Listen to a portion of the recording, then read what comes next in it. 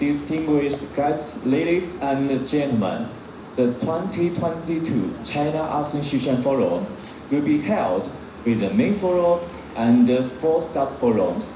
In the main forum, we have invited 3 Chinese and foreign experts and scholars to give keynote speeches.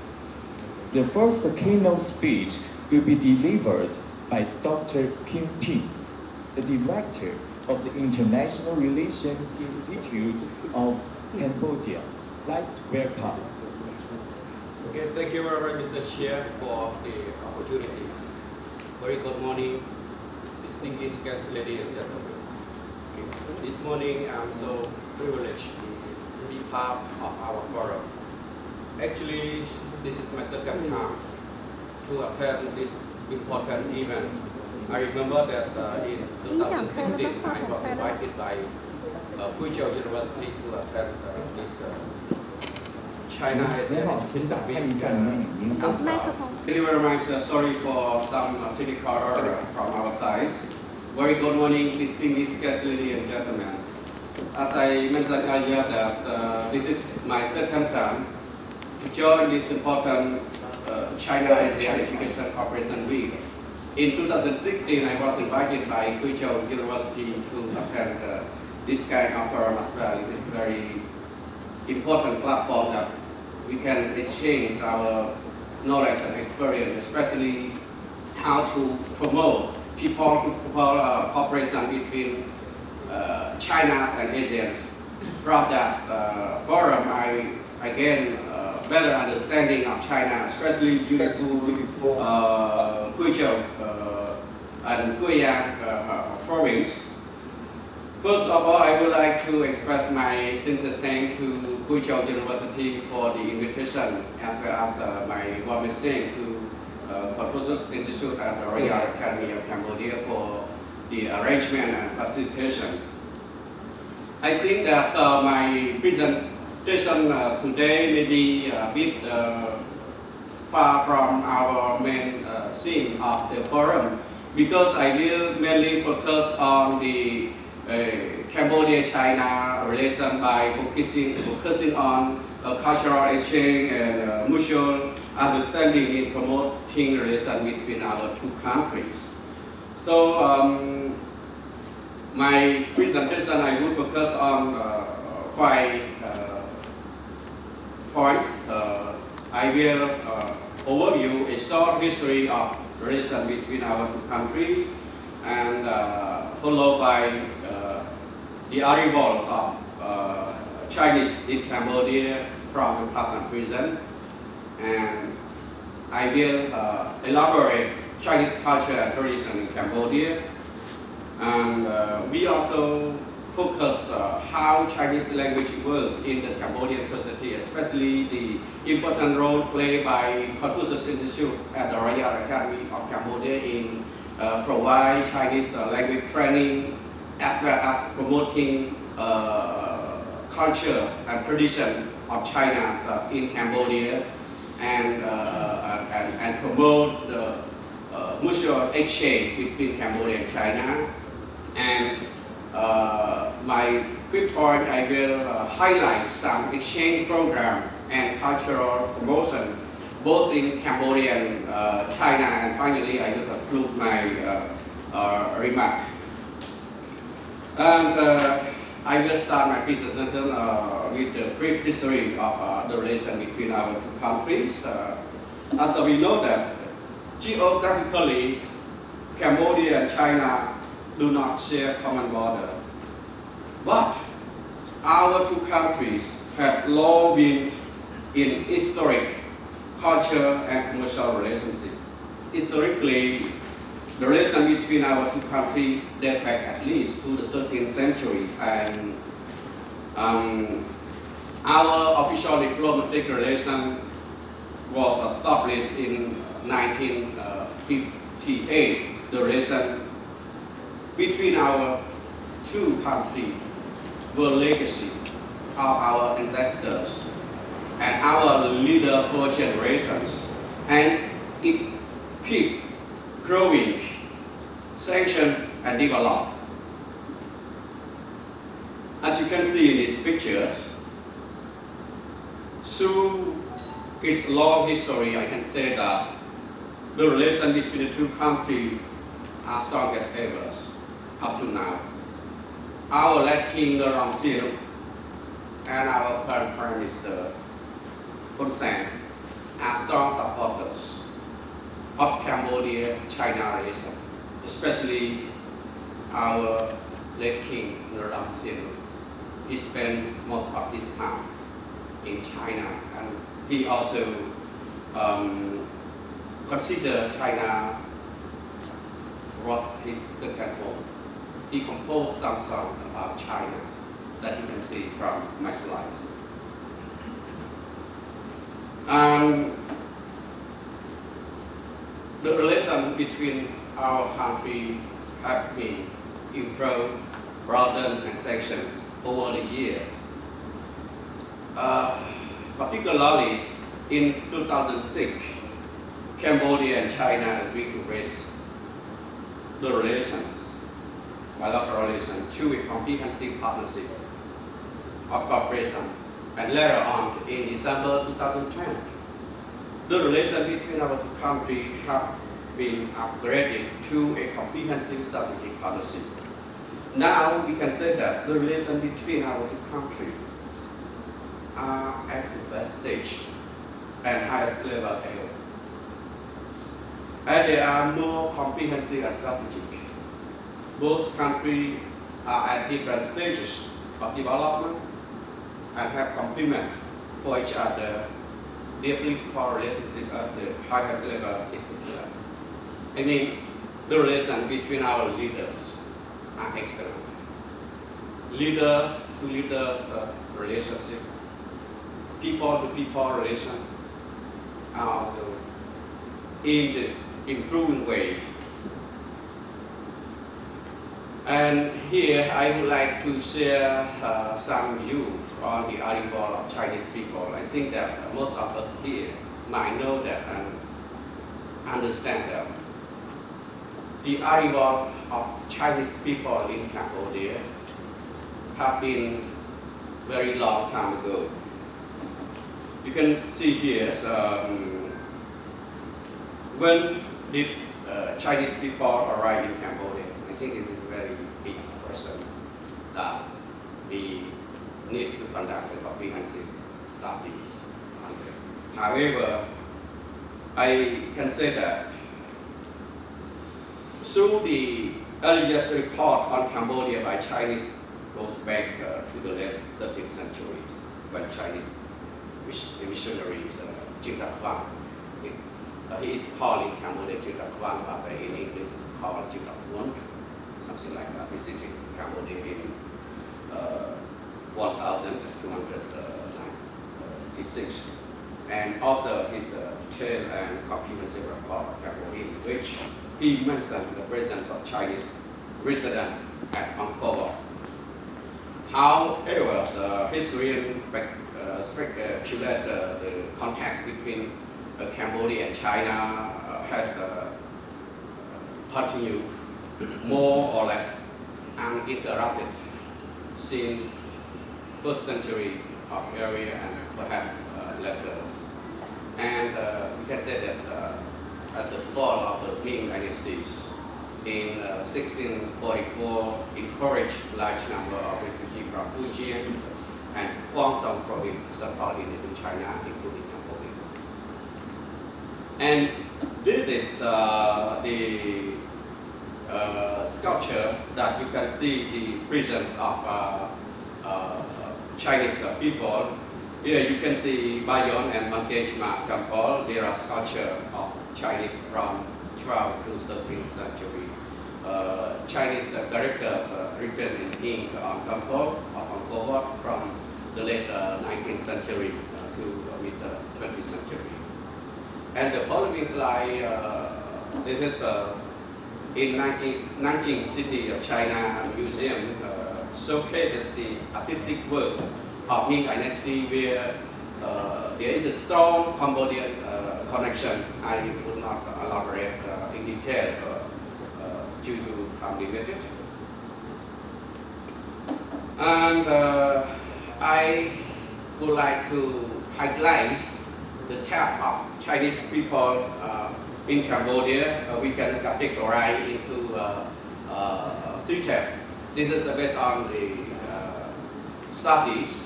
I'm not sure if there might be another category of Chinese people in Cambodia, but in a study they categorize Chinese people in Cambodia into three types. The first is Chinese who came to live in Cambodia a long time ago, and today they become legal citizens. I think that most of Cambodian people are Chinese descendants, and they still practice the Chinese culture and traditions in Cambodia. That the following slides I will elaborate more about that. And the second category is Chinese Khmer or Khmer Chinese, refer to a group of people who are descendants of a coalition that combine Chinese and Khmer. For example, like Chinese husband and Khmer wife, Khmer husband and Chinese wife, something like that. They are people born in Cambodia and have Cambodian citizenship as well.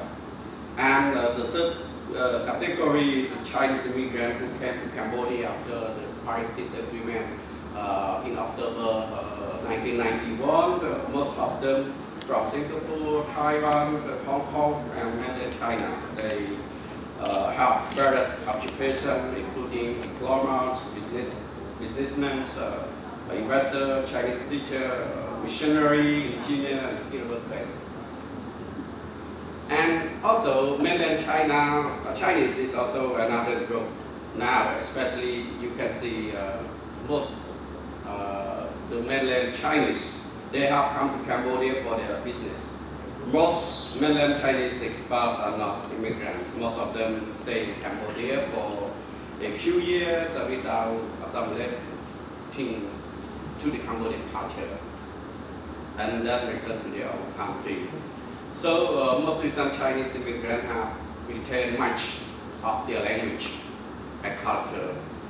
Some of them I can say they might not understand well about our Khmer culture and traditions so well. So that's why sometimes there might be conflicts, or we can say a cultural conflict or a cultural shock between local and Chinese citizens happens. And now I would like to highlight some culture and traditions of China in Cambodia. Coming to the cultural aspect, we can say that the Chinese culture and tradition fit seamlessly into Cambodian society.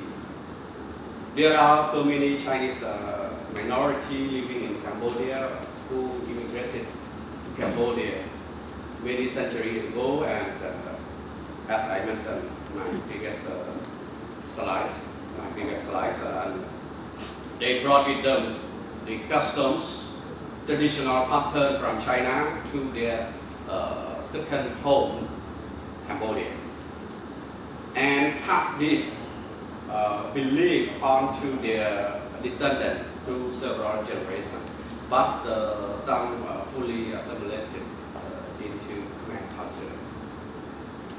Chinese and Chinese half-blooded Cambodian Chinese people in Cambodia have always celebrated some significant Chinese traditional festivals, including Lunar New Year, Lantern Festival, House Sweeping Festival, Dragon Boat Festival, Hungry Ghost Festival, and Chinese Moon Festival.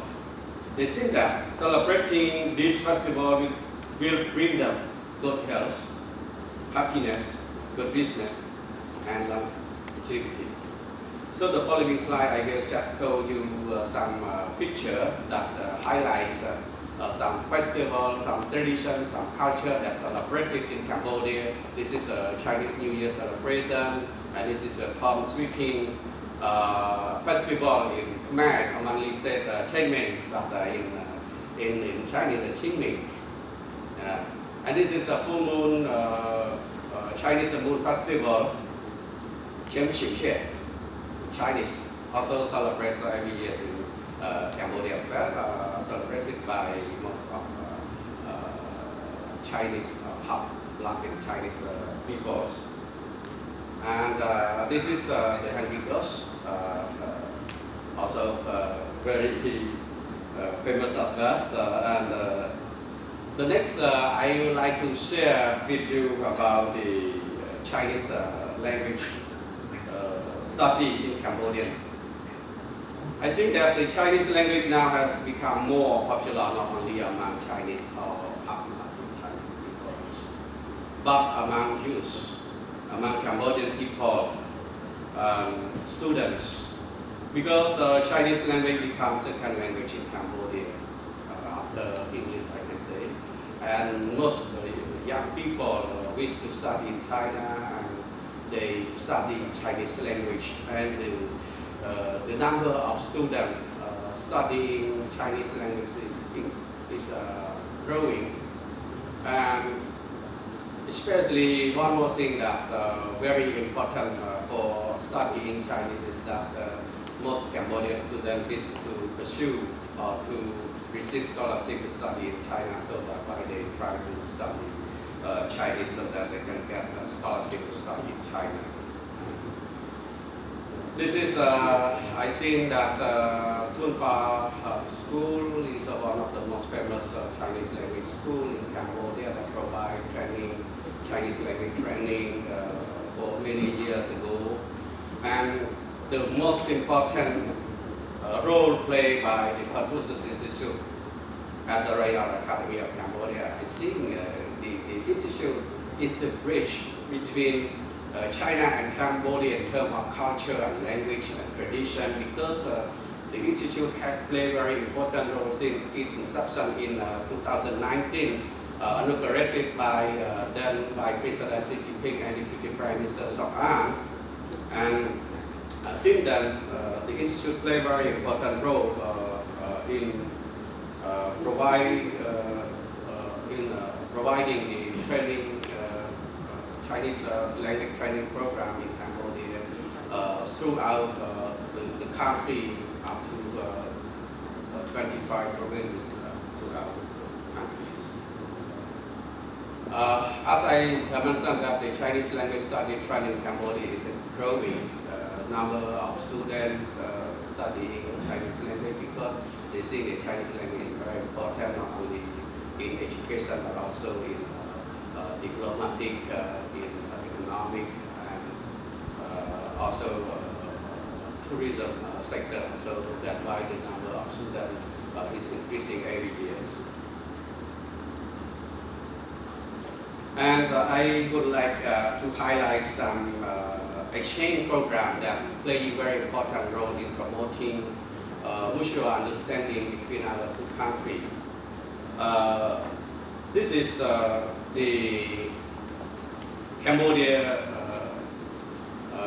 China Culture Tourism Years. Cambodia and China defined 2019 as the time to sanction and expand cooperation on tourism and culture, or Cambodia China Culture Tourism Years. And this is the joint performance by Cambodian Chinese artists to celebrate Cambodia China Culture Tourism in 2019.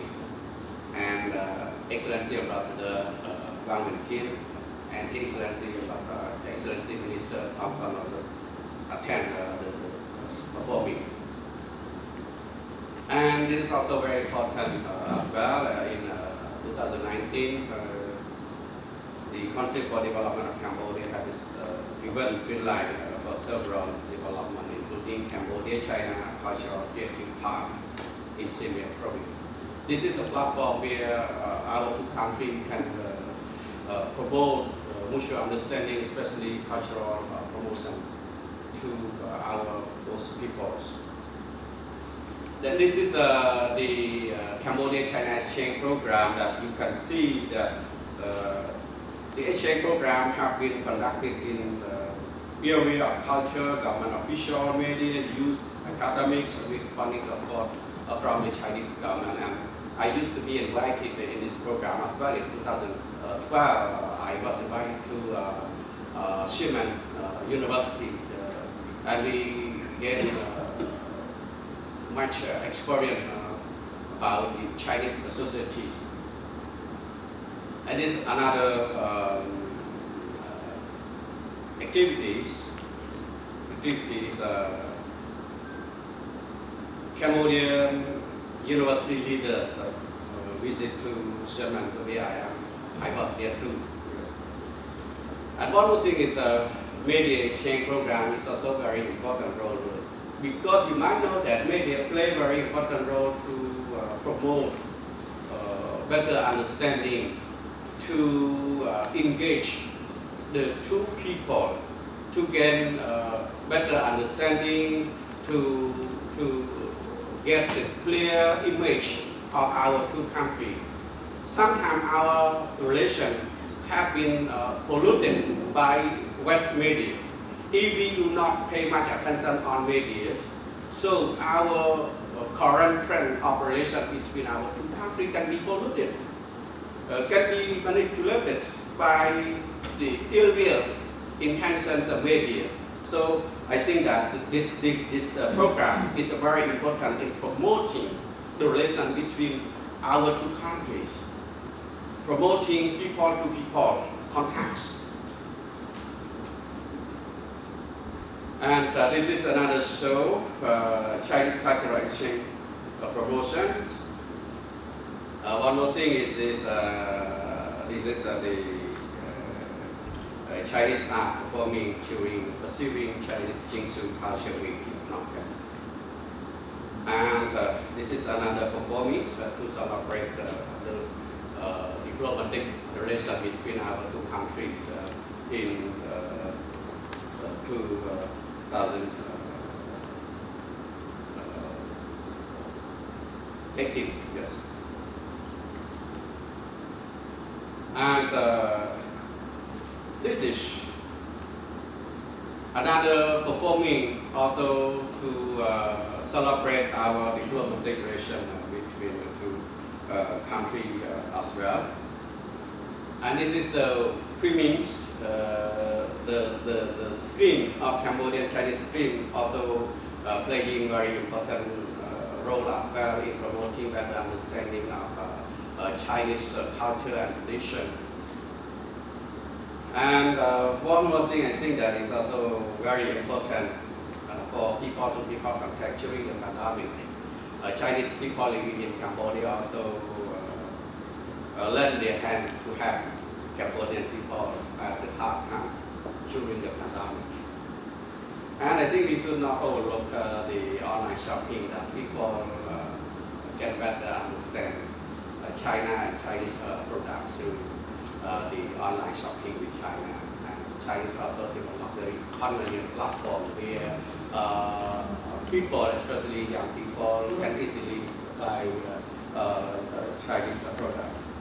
So may I conclude my presentation that we can say that Cambodia-China relations have enjoyed very strong, ironclad, brotherly friendship based on 5 factors: history, politics, economy, culture, and personal link of our leaders of the two countries.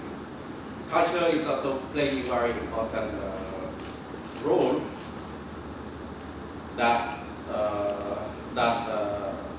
sanctions expand relation between our two countries. Long-standing historical relation and understanding of value of two countries' respective culture make the two countries enjoy brotherly relations. I strongly believe that the relation between our two countries would continue to grow stronger and diversify into numerous areas of common interest. Our solidarity in addressing pressing international challenges, student experiences in bilateral dialogue, celebration of all of our contacts on different platforms, especially today's platform, deeply rooted mutual understanding and respectful approach will undoubtedly navigate us to a greater achievement, both nationally and globally. Before I finish my slide, I think maybe we don't have enough time, but I would like to show a song composed by a composer of Cambodia to celebrate the 60th anniversary of diplomatic relation between our two countries. This song is called Cambodia, China, and Francis for Asnia. So please play the song.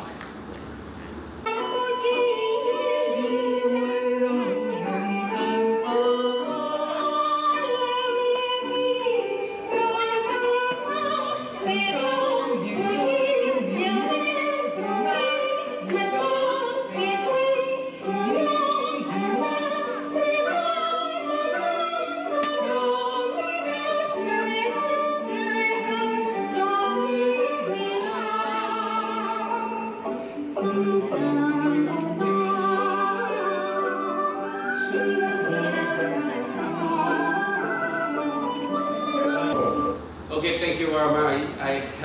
Due to time limited, we cannot play this song in full. So, thank you, organizer. Thank you, Confucius Institute, for the opportunity. I think that I would recommend my final word. I would recommend this kind of platform can be conducted both in China and Cambodia, so that we can bring together scholar, academia, students, young people, and also policymakers to share their knowledge and experience in order to strengthen and broaden relations between our two countries. And I think that our relations will be more and more stronger and solidifies so long time to go. Thank you very much for your time.